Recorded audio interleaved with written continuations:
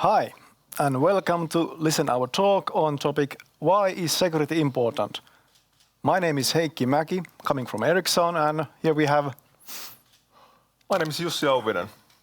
As was mentioned, I was the senior security reliability model architect. Maybe this is a little bit better pronounced.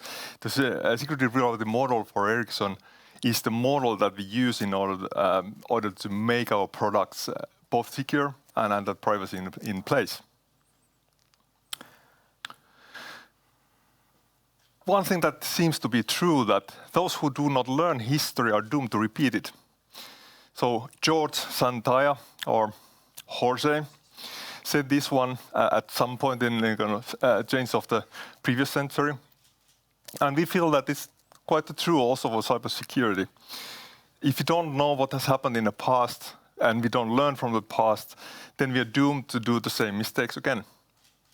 So in this in mind, we wanted to take you to a small road from ancient times to modern times on what has happened in the field of cybersecurity.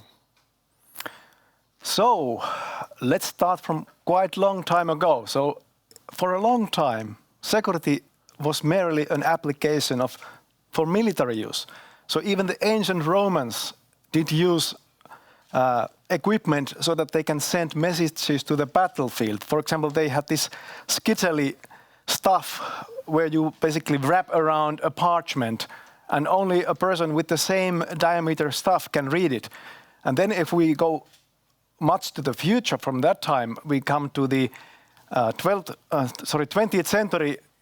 In the World War II, there was this Enigma machine, which was much more advanced, but even that was broken during the time of the war. So, Jussi, let's move on. Let's get on to the 60s. So what happened in the 60s?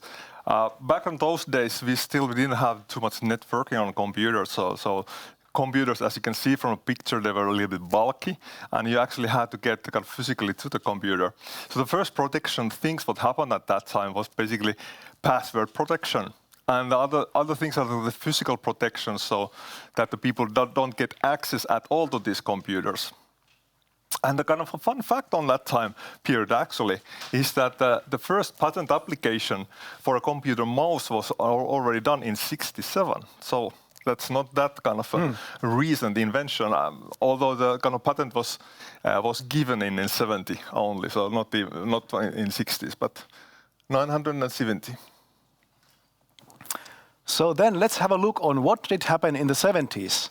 So in the 70s, it was the time when the computer network started to evolve. There was this thing called ARPANET, which was actually a precursor for internet. It was a federally funded project in the USA, and it basically connected some of the universities and research institutes, and with the purpose of being able to use the computer resources that were remote. So the first applications they used were Telnet, where they basically log into remote computers, and FTP, where they transferred files. Also, interestingly, in '71, there was this one guy who thought that could it be possible to write a program that could automatically traverse from computer to another. So he created this creeper, which was the first computer worm. Basically, it just jumped and infected all the 20 or so PDP-10 machines and printed out this message, "I'm the creeper, catch me if you can." Well, that was then followed by another program that followed the creeper and basically erased it. It was called Reaper. And it happened so that the same guy who wrote the Reaper program then thought that could it be possible to create a program that could send messages to other people. So he invented electronic mail, which people then afterwards started calling email. So I guess we are still using that. About the 70s, the ARPANET was still, it was a closed network, so there wasn't really much of a security in there. All the protocols, they were plain text, everything was sent unencrypted. But despite the fact, in the 70s, we saw advances in cryptography. So even today, we are using some of the inventions in the cryptography field that was found in the 70s. All right, let's go to the 80s. So that's when I got my first computer, actually, a Commodore 64. Anyway, what happens at that time, internet goes mad, so computers become increasingly connected. So in the 80s, we started to have internet. So the ARPANET, that was kind of the basis in a way for internet, that was open to public in 1989. And that some people say is the birth of the World Wide Web at that point. So what happened in the kind of security feature, we had a Morris worm. And the Morris worm, how it kind of worked, it used a couple of vulnerabilities in the systems at those times. Went into the different machines and infected the machines with the worm. And then obviously what it tried to do is to spread as much as possible. There was only a kind of a small bug on this worm, and that is that it supposedly had a code that is checking if the machine is already infected or not, but that didn't work. So it didn't ever recognize that the machine is already infected. And the end result is that it infected the machine again and again and again. And then that one, what it meant is that all these computers that had this Morris worm, they had a denial of service case. So why this is important and why we are talking about this one is this is the first time that successfully someone was charged under the Computer Fraud and Misuse Act. So this Mr. Morris actually did get some sentence.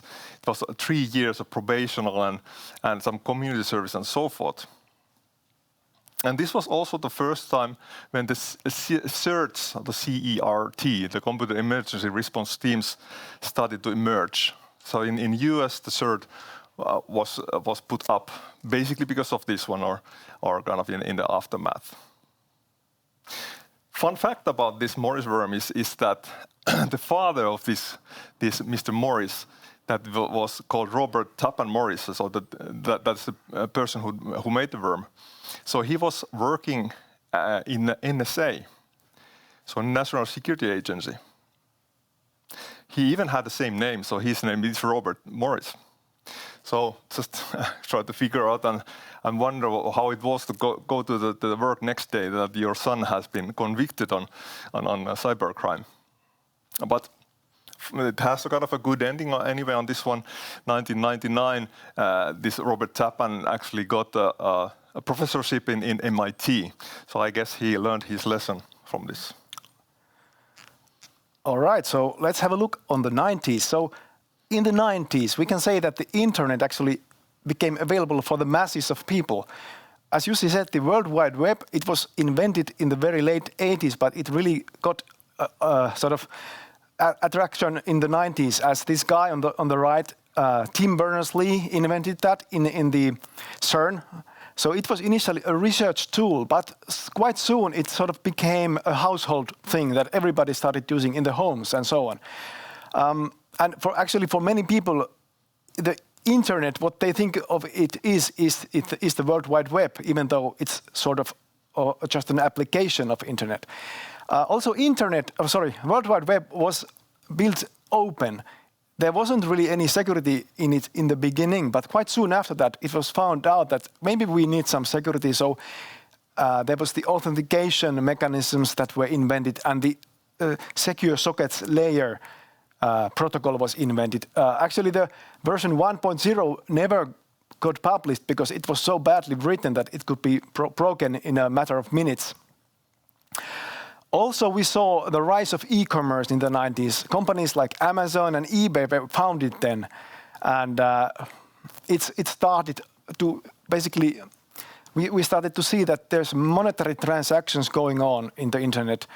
Likewise, the online banks started in the 90s. So suddenly we have some targets for the attackers where basically they could make some money.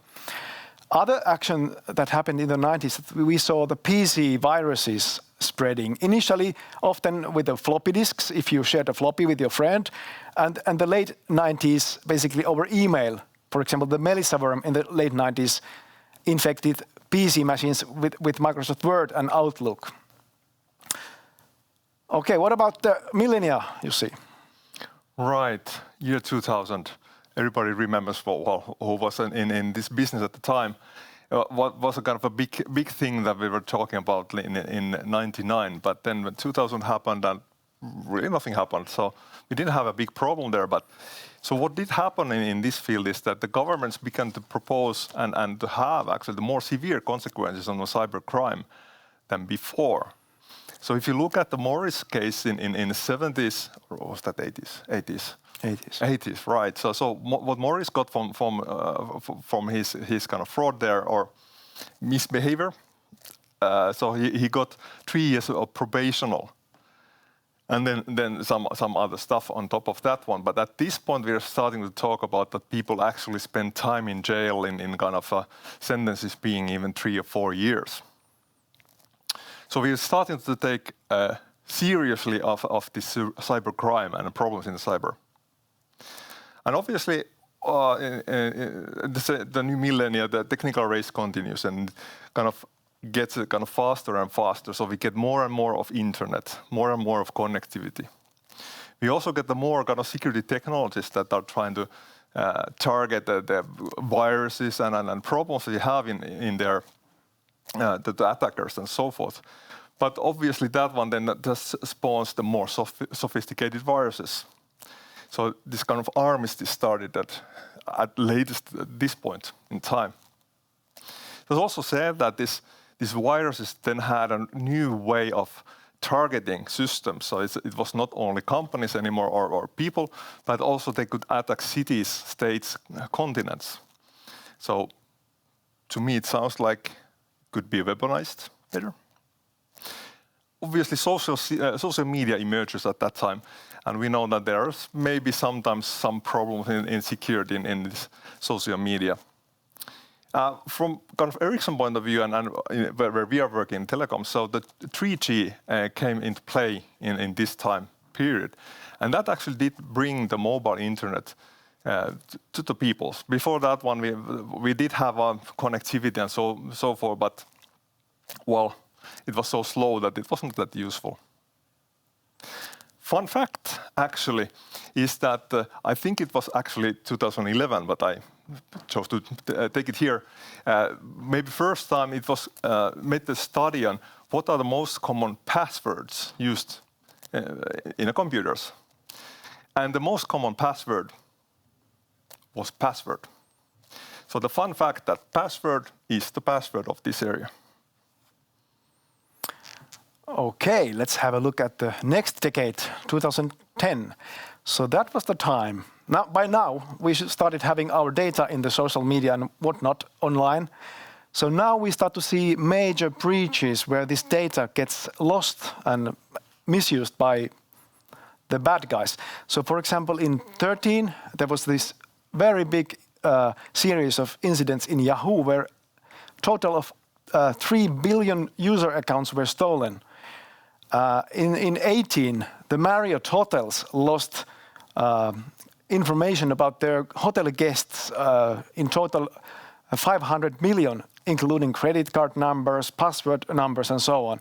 So sensitive information. Also in this time, we had the WannaCry ransomware crypto worm that infected many companies and basically encrypted the information the companies had on their computers and demanded ransom in Bitcoin in order to release it. But not only we saw these criminals being after people's data, but also we see that its nation states are also becoming interested. Like in the 2013, the guy named Edward Snowden revealed that in the USA that they had for years this massive surveillance program where they basically spied people's online actions in very many ways. Also in the 2010, not only it is the mobile internet, but it starts to be basically everything starts to be connected. We have Internet of Things devices, fridges, cars, even pacemakers are these days connected to internet. Again, more targets for the bad guys. Now, one funny fact of this period is that even the vulnerabilities start to have some kind of a branding. You know, this Heartbleed, actually a vulnerability that was found in Finland from the OpenSSL. It was the first vulnerability that had a website and an own brand icon. So a funny thing in the field of software security. All right, so now we are in today and what happens in today. And I have here kind of infographics on showing the world's biggest data breaches and hacks. You have the link there on when this one is got. It's actually a nice place to go. The website is interactive, so you can actually click on these different circles in here to see more details on these issues. Two things before we start on showing where we are going for today. First thing is that I'm trying to show here how the number of breaches and the sizes of the breaches are kind of getting bigger and bigger all the time. But maybe one reason for this one actually on this infographic is that we have also got lately legislation stating that you actually have to report these breaches. So it could be that in the old days, 2005, there have been more breaches, but they're just not reported. So that's kind of one pointer there. And another thing is if you're kind of wondering the coloring of the circles, so the yellow circles there, they are saying that they have some interesting story behind of it. So when you get to this site, then look for the yellow balloons, at least click on those ones and see what is the interesting story. So this starts in 2005. As you can see, there's not that many breaches. At that time, 2010, very, very silent. Then 2013, it seems to, it's growing and growing and growing. As we can see, like nowadays, huge problems. Facebook, 533 million records lost, and so forth. There's kind of huge problems on this data breach side. What comes for today, and obviously there's no reason to believe that it will stay here. But what we expect is that there will be more and more of these breaches. And now that we have the regulation coming in, so they're actually putting price on these ones. So when like Facebook is losing this many records, it might mean that they have to pay actually some hefty fines on this. All right, so now we have been going through the history with a bit of an idea that how have the things been developing and where are we now? So the point we're trying to make is that basically we have computers that are connected, used everywhere, and the information, it's online almost everywhere. So the threat landscape, it's really wide and it's getting wider and wider all the time. And there are very many threat actors which have all kinds of motives who are basically trying to get the better of this data. So basically we can say that security has to be really thought everywhere. And especially when doing software development, it's really a skill that everybody should have to a certain extent. All right, so that's for the history and where we are today. So the next question obviously is that what will you do about this? And thinking of what, as a developer, what you're supposed to do. Obviously, there's many things you need to do as an individual, as a citizen and so forth. But as a developer, when you're developing software, what are the things that you need to think of and do in order that your software is secure to be used? So we have made this, as what was mentioned before we started talk here, that we have made this small series of presentations where we have one introductory presentation in Finnish that is kind of going through the whole security assurance part, and then we have 7 deep dives on different items there. So what we are looking at, that I think. Whenever you're seeing different kind of frameworks and so forth, regulations on what they're saying that what you need to do on assuring the security. So these are the main topics that you can see there very easily. Maybe now we have a little bit 1 minute left, so maybe we can go very briefly through on what is actually there. I think that the first thing to kind of consider is the threat modeling and risks, what you have, right? Yeah. So that's the first thing, that you need to understand what kind of risks there are, and then select what you are doing assurance data based on the risks. Then we have security architecture. What are basically the principles which you should adhere to when developing any kind of software? Exactly. Then when you come to the developers think to coding. So what are the things that you should know when you're doing coding? So what kind of tools, for example, can find security problems in your code?